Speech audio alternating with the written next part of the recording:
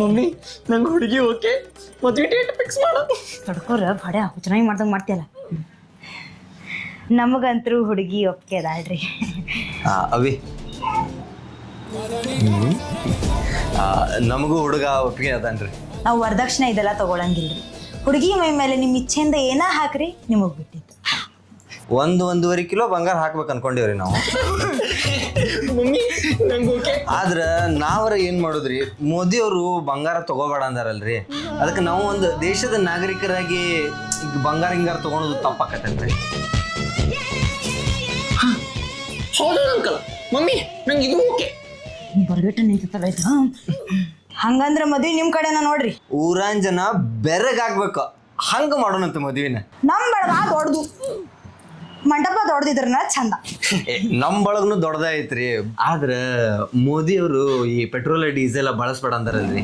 ನಾವೊಂದು ಈ ದೇಶದ ಒಳ್ಳೆ ನಾಗರಿಕರಾಗಿ ಈ ಮದುವೆ ಸಮಾಜಕ್ಕೂ ಒಂದು ಒಳ್ಳೆ ಸಂದೇಶ ಕೊಡುವಂಥದ್ದಾಗಿರ್ಬೇಕು. ಹೌದು ಅಂಕಲ್. ಮನಿ ಮುಂದೆ ಮಾಡೋಂಗ್ ಅಂದಿರಿ. ಹಂಗಂದ್ರ ಮನಿ ಮುಂದಲ್ರಿ, ಮನಿ ಒಳಗ ಊಟರ ಬೇಗ ಮಾಡಿಬಿಡು ಅಂತೀನ್ರಿ ನಾನು. ಅವ್ರಿಬ್ರು ಅಲ್ಲೇ, ನಾವಿಬ್ರು ಇಲ್ಲೇ. ಮಮ್ಮಿ ನಂಗೆ ಇದು ಓಕೆ. ಈಗ ಕಟ್ಟಿಬಿಡ್ಲಿ ಅಂತ ತಾಳಿ. ಇದ್ರ ಸುಮ್ನ ಬಾಡ್ಯ ಹುಡುಗ ದನ ಅವಸರದಾಗನಲ್ಲವಿ.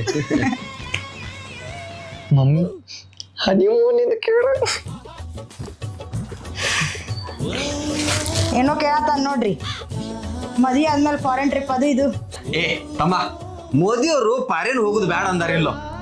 ಇಲ್ಲೇ ಅಟ್ಟದ ಮೇಲೆ ಇಲ್ಲ ಹಿಂದೆ ಕಂಪೌಂಡ್ ಜಿಗಿದ್ರ ದಾಂಡೇಲಿ ಫಾರೆಸ್ಟ್ ಇದ್ದಂಗಾಯ್ತು, ಅಲ್ಲಿ ಹೋಗ್ಬಿಡ್ರಿ ಅಂತೀನಿ ನಾನು.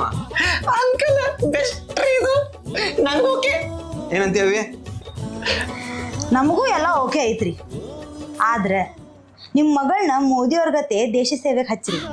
ನಾವು ಈ ದೇಶದ ನಾಗರಿಕರಾಗಿ ಈ ಮಾತುಕತೆ ಮೂಲಕ ಒಂದು ಒಳ್ಳೆ ಸಂದೇಶ ಕೊಡೋಣಂತೆ. ಮದ್ವಿ ಬ್ಯಾಡ ಅಂತೇನೆ ನಾನು. ಮಮ್ಮಿ ನಂಗೆ ಇದು ಓಕೆ ಇಲ್ಲ. ನಡಿ ಭಾಡ್ಯ.